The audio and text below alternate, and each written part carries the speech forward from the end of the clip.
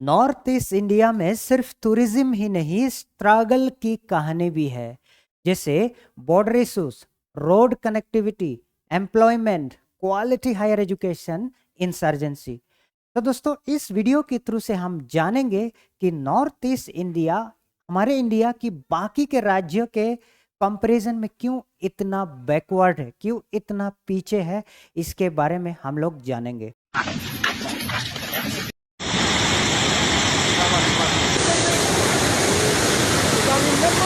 तो जय हिंद दोस्तों, आप सभी को स्वागत है द इंडियन यूट्यूब चैनल पर।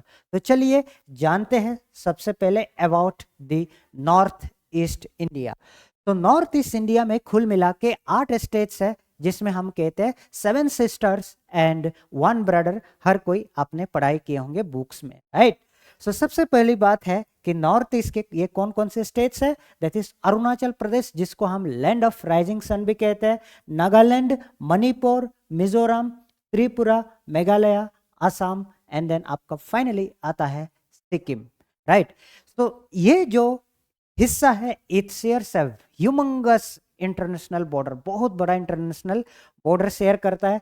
जैसे सिक्किम नेपाल के साथ, ठीक है, भूटान के साथ, अरुणाचल प्रदेश चाइना के साथ, ठीक है, एंड दिस साइड आपका म्यांमार आता है, and this side Bangladesh.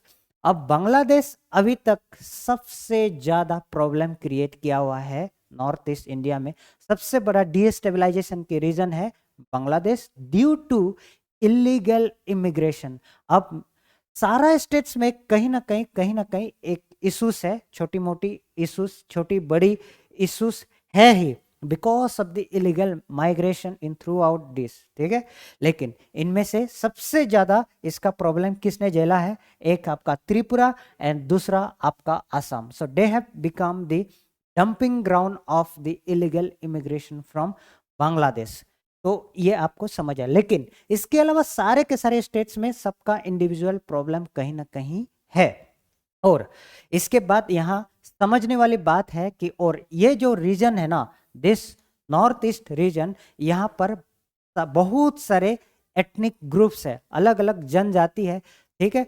200 plus जनजाति है इसमें, अकेला इस इलाका में। ऐसा जगह भी आपको देखने को मिलेगी, बस रास्ता है, एक रोड है, इस गांव और इधर में एक गांव, इस गांव का डायलेक्ट अलग होंगे और इस गांव का लैंग्वेज अलग होंगे। तो इस तरीके का भी देखा गया है नॉर्थ ईस्ट इंडिया में, ठीक है। सो ये एक बहुत ज्यादा एथनिकली डाइवर्स है, और इतना एथनिक ग्रुप्स है कि सबका कल्चर, सबका ट्रेडिशन, सबका फूड हैबिट्स सबका अलग अलग है, ठीक। So this is the beauty of north east India. लेकिन कहीं ना कहीं यही जो ब्यूटी भी कभी कभी एक बहुत बड़ा सेटबैक है, बिकॉज बहुत सारे लोग होने की वजह से बहुत सारे बातें होंगे, बहुत सारे बातें होने की वजह से ये बातें एक लाइन पे नहीं आता है। सो ये बातें लाइन पे ना आने की वजह से उसमें भी बहुत जरा अपना बीच में एथनिक कन्फ्लिक्ट्स रहता है ना। जैसे आप जानते हो मणिपुर, मणिपुर में एक बहुत बड़ा इशू चल रहा है माइटाइस माइटाइस और कुकी का बीच में, ठीक है।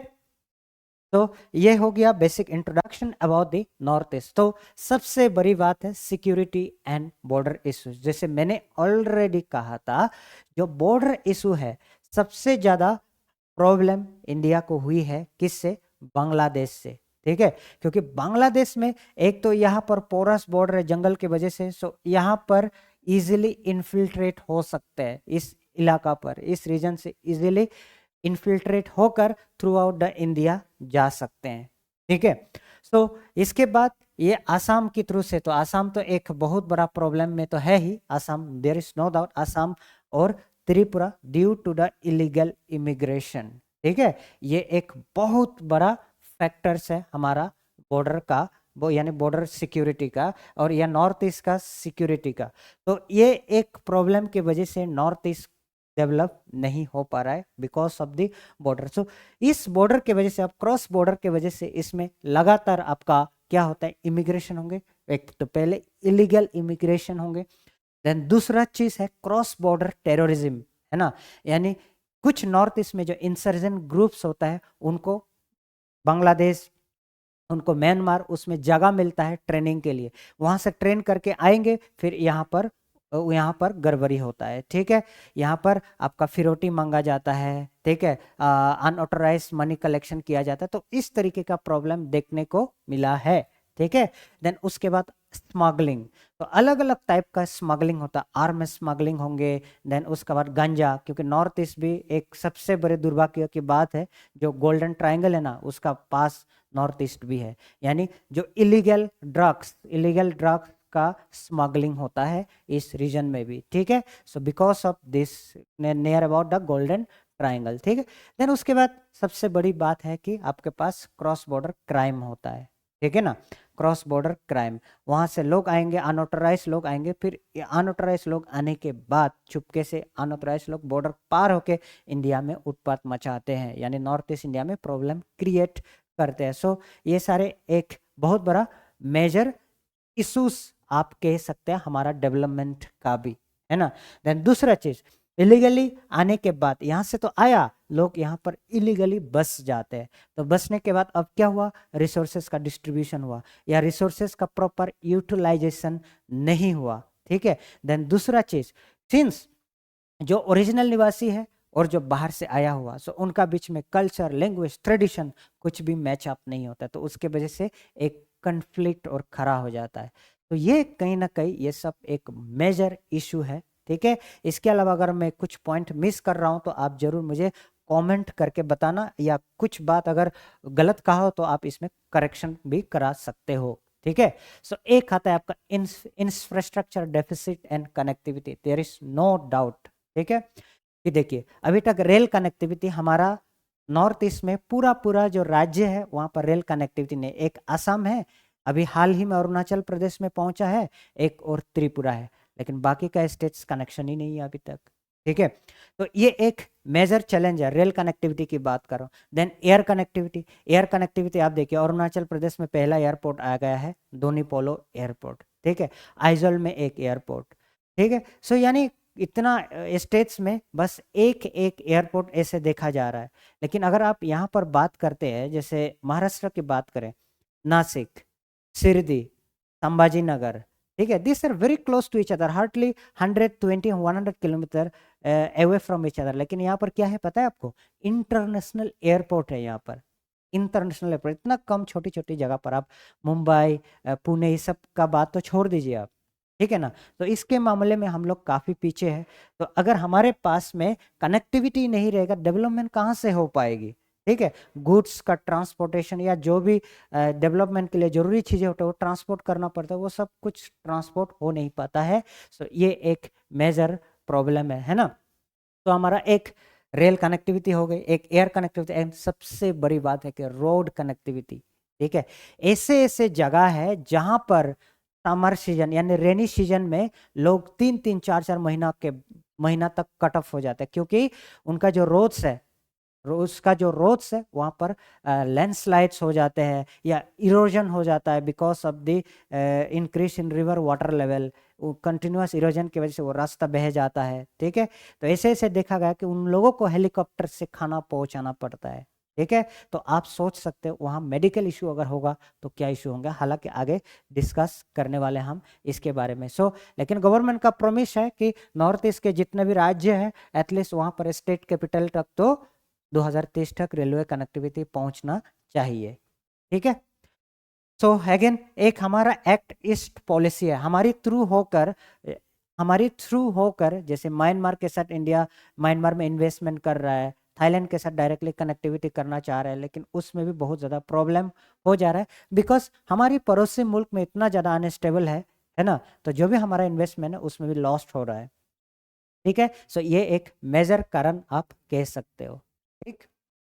तो फिर आ जाता है आपका इकोनॉमिक एंड डेवलपमेंट चैलेंजेस, क्योंकि हमारे पास है, आपको तो पता है कि नॉर्थ ईस्ट के पास प्लेंटी ऑफ नेचुरल रिसोर्सेस है, बहुत ज़्यादा नेचुरल रिसोर्सेस है नॉर्थ ईस्ट में, लेकिन स्टिल हमारे जो बच्चे हैं एजुकेशन होने के बावजूद भी उनके पास एम्प्लॉयमेंट नहीं है, एजुकेशन होने के बावजूद भी एक अच्छा एम्प्लॉयमेंट नहीं है, ठीक है।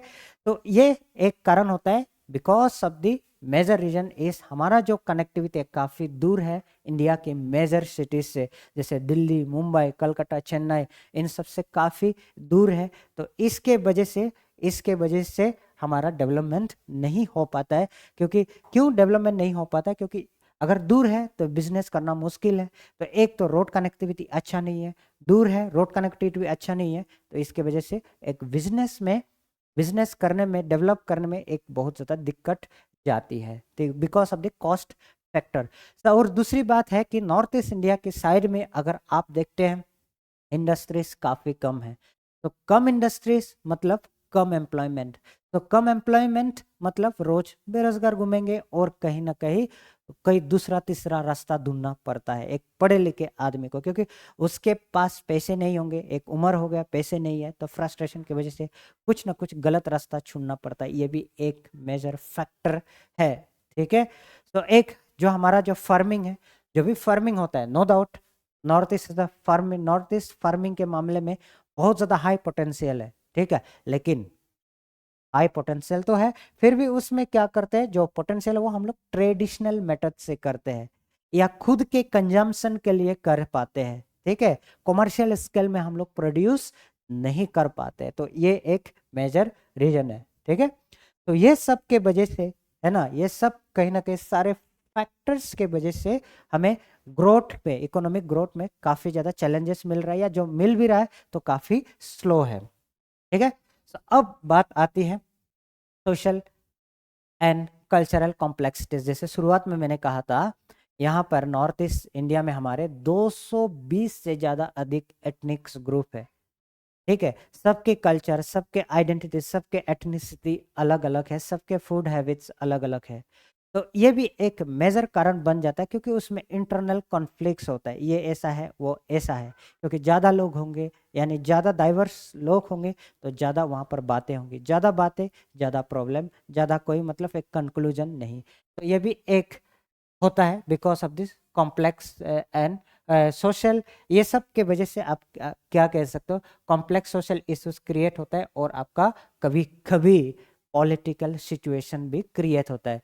कभी कभी आपको अक्सर ये देखने को मिलता है, ये ऐसा है, उन्हीं लोगों का कम्युनिटी लोग ऐसा है, तो ये कंटिन्यूअसली प्रॉब्लम आपको देखने को मिलता है। ठीक है, तो एक होता है identity movements often arise to protect culture, land and rights. तो पीपल, हर किसी को अपना आइडेंटिटी, अपना कल्चर को लेकर प्राइड भी होना चाहिए और उसको बचाना भी चाहिए। लेकिन ऐसा भी देखा गया है कि कोई इलीगल इमिग्रेंट्स आके वहाँ बसने के बाद या वहाँ सेटल्ड हो गए, और फिर वो ज़्यादा उन लोगों से, लोकल निवासियों से ज़्यादा डोमिनेंस प्ले करता है। क्योंकि लोकल निवासी क्या है, वो ठहरे सीधा साधा। ठीक है, सीधा साधा, और बाकी जो आया है वो नया नया आया है, वो तो चालाक आदमी है, तो वो बाकी का रीजन को डिस्टेबलाइज करता है, वो अपना चालाकीपन के वजह से। तो वो इलीगल इमिग्रेशन भी हो सकता है, और जो इंटरनल माइग्रेशन है हमारे देश के अंदर से, कई यूपी से, बिहार से, कई अलग राज्य से जाकर वहाँ पर बस जाते हैं। ठीक है, वहाँ पर सेटल्ड हो जाता है, तो वो बड़ा जमींदार बन जाता है, या वहाँ का एरिया बड़ा आदमी बन जाता है, तो फिर वो गलत तरीके से अपना पावर को यूटिलाइज करता है, मिस यूज करता है। ठीक है, तो वो एक चीज है। अगेन, पास्ट गवर्नमेंट की भी बात करें, यानी बीजेपी गवर्नमेंट से पहले, मुझे अभी भी याद है जब हम लोग बचपन में थे, काफ़ी ज़्यादा, देखिए मैं बीजेपी का सपोर्टर नहीं हूँ, ना मैं कांग्रेस का एंटी भी हूँ। ठीक है, लेकिन जो सच है मैं फैक्ट बता रहा हूँ। पहले आप बताइएगा 2010-12 के करीब में असम में बहुत ज़्यादा बम ब्लास्ट होती थी। आपको याद होगा, दिवाली में हुआ था गुवाहाटी में, तिनसुकिया में बम ब्लास्ट, ये सब कई सारे प्रॉब्लम हुई थी उस टाइम। लेकिन अब वो सारी चीज़ें थोड़ा सा इम्प्रूव है, क्योंकि गवर्नमेंट अभी ध्यान दे रहा है नॉर्थ ईस्ट की तरफ भी, और दूसरी चीज़ इंटरनल सिक्योरिटी के ऊपर भी, और तीसरा चीज़ जितने भी आर्म ग्रुप्स है, यानी इंसर्जन ग्रुप्स है, उनके साथ गवर्नमेंट कंटिन्यूसली बातचीत में है। ठीक है, पीस एकॉर्ड साइन करने की कोशिश में है, और कहीं जगह पर पीस एकॉर्ड ऑलरेडी साइन भी हो चुका है। ठीक है ना, सो ये सारे मेजर इश्यूज है, सोशल एंड कल्चरल कॉम्प्लेक्सिटी के वजह से भी हमारा डेवलपमेंट नहीं हो पा रहा है, क्योंकि सबका सोच अलग अलग है, सबका सोचने का, सबका करने का तरीका अलग अलग है, बातें नहीं मिलता तो चीज़ें डिले हो जाता है। तो इसके वजह से ये भी एक मेजर सेटबैक है हमारा डेवलपमेंट का। तो एनवायरमेंटल वल्नरेबिलिटी, आपको पता है नॉर्थ ईस्ट इंडिया सबसे ज़्यादा अर्थक्वेक प्रोन एरिया में है, राइट, क्योंकि इतना ज़्यादा एनर्जी स्टोर्ड है, अभी एक बार हुआ तो तहस नहस हो जाएगा, ऐसा तक भी चांसेस है। मैं एक आर्टिकल पढ़ रहा था तो उस टाइम देखा था, ठीक है, बहुत ज़्यादा वल्नरेबल है। तो ये रीजन में कंटिन्यूसली अगर देखते हैं, एक फ्लड्स, एक लैंडस्लाइड्स, एक बहुत ज़्यादा हाई बारिश, ये सब बहुत ज़्यादा कनेक्ट कंप्लीट इशू है। जैसे आप यहाँ पर देख सकते हैं, यह रास्ता का क्या हाल है, ये रास्ता का क्या हाल है, और ये गांव का क्या हाल है, पानी में डूबा हुआ है। आसाम में ऐसा है कि बारिश का मौसम में सिर्फ अकेला आसाम नहीं, मणिपुर में भी इशूज होता है, त्रिपुरा में भी इशू होता है, ठीक है, क्योंकि क्या होता है, पूरा पहाड़ों से पानी बहती आएगी और जहाँ सिविलाइजेशन बसे हुए हैं वहां पर इतना पानी जम जाता है कि सब फ्लड हो जाता है। लेकिन आसाम में, आसाम की केस अलग है, जितने असम में डिस्ट्रिक्ट है ना, 90% ऑफ द डिस्ट्रिक्ट पानी के अंदर सबमर्ज हो जाते हैं ड्यूरिंग द रेनी सीजन, क्योंकि ब्रह्मपुत्र रिवर ओवरफ्लो हो जाते हैं। ओवरफ्लो होने का भी रीजन है अरुणाचल प्रदेश का पूरा पानी, नागालैंड का पूरा पानी, ऐसे पूरा जाके ब्रह्मपुत्र में भर जाता है, ठीक है। सो ये एक मेजर इशू है। एंड लैंडस्लाइड, क्योंकि कंटिन्यूअस बारिश की वजह से वहां हो जाती है लैंडस्लाइड्स, ठीक है। तो ये लैंडस्लाइड्स के वजह से ऐसा है कि मैंने ऐसा ऐसा तक देखा है, 3-3 4-4 महीना तक कट ऑफ रहते हैं, ठीक है, कट ऑफ रहता है। तो आप उनके लिए सोच सकते हो उनका मेडिकल क्या होता होगा, उनका एजुकेशन कैसे होता होगा, उनका खाने पीने का कैसा मैनेज होता होगा। तो कई सारे फैक्टर्स होता है because of this natural calamity and natural disaster, ठीक है ना। तो ये भी एक मेजर इशू है जिसकी वजह से हमारा नॉर्थ ईस्ट डेवलप नहीं हो पा रहा है, ठीक है। अगेन एक है एग्रीकल्चर कॉन्स्टेंट। तो हमारा जो एग्रीकल्चर है बेसिकली रेन फीड है, सब्सटेंशियल है, मैं बोल नहीं पा रहा हूँ, है ना, सब्सटेंशन है और आपका रेन फीड है, यानी ट्रेडिशनल कह सकते हो, जो अगर बारिश हुआ तो ठीक है, बारिश ना हुआ तो गया। तो इस टाइप का हम लोगों का निर्भर है ना। तो एंड दूसरा चीज जो शिफ्टिंग कल्टीवेशन, जो कि जूम कल्टीवेशन कहा जाता है, जो जियोग्राफी पढ़ते हैं, जो जंगल को साफ करके उसमें बनाया जाता है, लेकिन वो भी कितनी बार करिएगा आप, ज़्यादा उसको अगर आप बार बार एक ही जगह पर खेती करोगे तो वहाँ पर क्या होगा, इरोजन की होंगे, देन सॉइल की क्वालिटी कम हो जाता है, यानी फर्टिलिटी कम हो जाता है, फिर प्रोडक्शन कम होता है। तो बेसिकली जो भी चीज़ें यहाँ पर तरीका कहा गया है, खुद के पेट को भरने के लिए, not for the commercial purpose. तो मेजर रीजन यह है कि एग्रीकल्चर हम लोग कमर्शलाइज नहीं कर पाए हैं, ये भी एक मेजर रीजन है जिसके वजह से नॉर्थ ईस्ट का एक मेजर सेटबैक है डेवलपमेंट का। अगेन आपके पास आता है हेल्थ एंड एजुकेशन गैप, ठीक है। सो मैंने इंट्रोडक्शन में भी कहा था कि क्वालिटी हायर एजुकेशन, हमारे वहाँ पर अच्छा क्वालिटी हायर एजुकेशन के लिए नहीं है, ठीक है। जैसे कि बस आईआईटी गुवाहाटी है, आईआईएम शिलोंग है, तो इस प्रकार से और कुछ सेंट्रल यूनिवर्सिटीज है, बस उनके अलावा और कुछ बड़े बड़े इंस्टीट्यूट्स नहीं है जहाँ पर हमारे बच्चे बहुत अच्छा पढ़ाई लेकर उस रीजन को अच्छा कर सकता है। तो ये एक मेजर रीजन है, ठीक है, एक आपका एजुकेशन का। देन दूसरी चीज बात आती है कि हेल्थ केयर, हेल्थ केयर का इतना दिक्कत है, ठीक है। जैसे मेरे मम्मी का रिसेंटली 4 महीना पहले ब्रेन स्ट्रोक हुई थी, ठीक है। लकीली मैं बहुत लकी मानता हूँ कि उस टाइम मैं छुट्टी में था, घर पे था। तो क्या हुआ, जब ब्रेन स्ट्रोक हुआ थोड़ा सा शाम की टाइम पे हुआ था, आप सोचिए शाम की टाइम हुआ, लेकिन हमें रात भर इंतजार करना पड़ा। रात इंतजार करने के बाद तब सुबह चले, सुबह 5 घंटा गाड़ी से चले, चलते चलते चलते तब जाके हम लोग हॉस्पिटल पहुंचे। तो आप देखिए पेशेंट का क्या हाल हुआ होगा, ठीक है। सो लेकिन उस बाकी लोगों के कंपैरिजन में हम लोग थोड़ा सा प्रिविलेज है, बाकी ऐसे सिचुएशन भी है, ऐसे लोग भी है जहाँ 3-3 4-4 महीना तक कट ऑफ रहे थे। तो उनका केस में अगर मेरे मम्मी का केस होता तो क्या हाल होता, ठीक है। सो ये चीज है, बहुत ज्यादा मेजर इश्यूज है ये, एक हेल्थ और आपका एजुकेशन। तो क्वालिटी हायर एजुकेशन लेना भी एक बहुत बड़ा चैलेंज है, और एक क्वालिटी हेल्थ केयर लेना भी बहुत ज़्यादा चैलेंज है, ठीक है। सो ये सब चीज़ें हम लोगों को दिक्कत दे रहा है, ठीक है। देन उसके बाद अगर हम गवर्नमेंट एंड पॉलिसी चैलेंजेस के बारे में बात करें, गवर्नमेंट कंटिन्यूसली देख रहे हैं कि पीस लाने के लिए जो इंसर्जेंट ग्रुप है, जो रिबेल ग्रुप है, ठीक है, तो उन लोगों से गवर्नमेंट कंटिन्यूअसली टच में है, इनके साथ गवर्नमेंट का बातें चलता है, ठीक है। जो state inter state boundary dispute जो मैंने कहा, असम का करीबन हर स्टेट्स के साथ इशूज है ना, तो वो बाउंड्री को भी देखते हैं ये लोग, ठीक है। तो ये सारे चीज़ें अभी स्ट्रॉन्ग गवर्नेंस की जरूरी है, डिसेंट्रलाइज गवर्नमेंट्स की जरूरी है, यानी गवर्नमेंट हम लोगों को पावर दे, हम लोगों को फैसिलिटीज दे, हम लोगों को डिसाइड करने का पावर दे, ताकि हम लोग अपना एरिया को इंडिविजुअली डेवलप कर पाए और उसके लिए फंडिंग हो, ठीक है। तो ये सब चीज़ें होगा तब जाके नॉर्थ ईस्ट में अच्छा खासा डेवलपमेंट हो सकता है। तो एक और सबसे बड़ी बात है कि मैं बार बार यही बातें कह रहा हूँ, एक इंसर्जेंसी भी एक बहुत बड़ा इशू है जो नॉर्थ ईस्ट का डेवलपमेंट को रोक रहा है, ठीक है।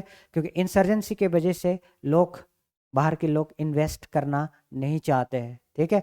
कहीं कहीं जो सेंटर्स है, जहाँ मार्केटिंग जगह है, ठीक है, जहाँ पर इन्वेस्टमेंट किया जा सकता, वहाँ पर भी इन्वेस्टमेंट कराने को दिक्कत जाती है, यही थोड़ा सा इसके वजह से। दूसरा चीज, कंटिन्यूसली वायलेंस चलते रहे, जैसे मणिपुर की केस में, अगर इम्पाल की बात करें, मणिपुर में इम्पाल जाकर आप अच्छा बिजनेस सेटअप कर सकते थे, अच्छा इन्वेस्टमेंट कर सकते थे, लेकिन बहुत सालों से उसमें अनरेस्ट चल रहा है between the Kuki and Meiteis, right. तो उनका बीच में बहुत ज़्यादा प्रॉब्लम चलने की वजह से आप लोग इन्वेस्टमेंट करना नहीं चाह रहा है, वहाँ का बिजनेस डाउन हो चुका है। तो कई सारे फैक्टर्स है जिसके वजह से धीरे धीरे इकोनॉमी में इश्यूज आती है, ठीक है, इकोनॉमी का प्रॉब्लम होती है। तो अब कंक्लूजन इतना तो पढ़ लिया, तो मैं कहता हूँ अगर हमें अच्छा करना है, ठीक है, यानी हमारा डेवलपमेंट बाकी के स्टेट्स के एट पार करना है, तो हमें वहाँ का सिक्योरिटी को इम्प्रूव करना पड़ेगा और शांति कायम रखना पड़ेगा। ये मेजर हम लोगों को एक प्लांट लेना पड़ेगा, हमें ये करना पड़ेगा, ठीक है।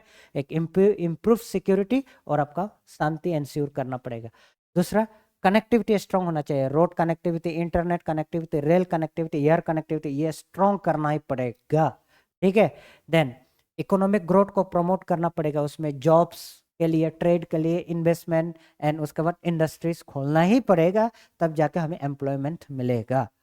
दूसरा चीज, एंश्योर सोशल इंक्लूजन, सारे कम्युनिटी को इक्वल बेनिफिट देना चाहिए। ऐसा ना हो कि जो कम्युनिटी थोड़ा सा ज़्यादा पॉपुलेशन है, ज़्यादा वही डोमिनेट करेगा, ऐसा नहीं, सबको इक्वली डेवलप करना पड़ेगा। उसके बाद बिल्ड क्लाइमेट रेजिलियंस, है ना, हमें पता है हर साल फ्लड होती है, वही फ्लड पूरा तबाही मचाता है, ठीक है। हमें पता है हमेशा हर साल बारिश होता है, लैंडस्लाइड होगी, तो उसी हिसाब से हम लोगों को अपना इंफ्रा को डेवलप करना है, ताकि कनेक्टिविटी में कोई तोड़ ना आए, ठीक है।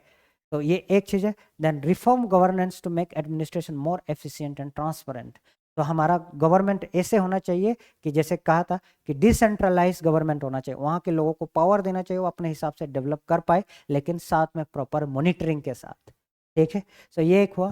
देन गवर्नमेंट को और क्या करना चाहिए, government should support sustainable development, मतलब वहां पर ऐसे डेवलप करे कि अभी करंट जनरेशन भी खाए और आगे की आने वाली जनरेशन भी खाए, तो उसके लिए सस्टेनेबल होना पड़ेगा। ऐसा ना हो कि अभी गया डेवलपमेंट कर दिया, पूरा सब खत्म 100 साल के बाद, ऐसा नहीं। सस्टेनेबल तरीके से गवर्नमेंट को सोचना चाहिए, और स्ट्रॉन्ग इंफ्रा के ऊपर गवर्नमेंट को इन्वेस्ट करना चाहिए। Then follow people centric development, putting citizens need first, तो यहाँ पर क्या है, सिटीजन के लिए ही काम करना है और पीपल सेंट्रिक करना है वहाँ के लिए, ठीक है। तो आई होप इतना आपको नॉर्थ ईस्ट के कॉमन प्रॉब्लम के बारे में समझ आया, या नॉर्थ ईस्ट क्यों इतना पीछे है इसके बारे में समझ आया। तो मैं चाहता हूँ कि मगर अगर इसमें कुछ गलत बोला तो आप ज़रूर मुझे कमेंट करके बता सकते हैं, करेक्शन करवा सकते हैं। I am always ready to amend it, ठीक है। सो एक ये चीज़ हुआ। देन दूसरी चीज़ मैं आप लोगों से पूछना चाहता हूँ, नेक्स्ट कौन सी टॉपिक के ऊपर बनाया जाए, मैं आपसे पूछना चाहता हूँ, तो आप जरूर कमेंट करके बताइएगा नेक्स्ट टॉपिक मेरा कौन सा होगा, ठीक है। सो इतना कहने के बाद thank you so much, and जय हिंद एंड जय भारत।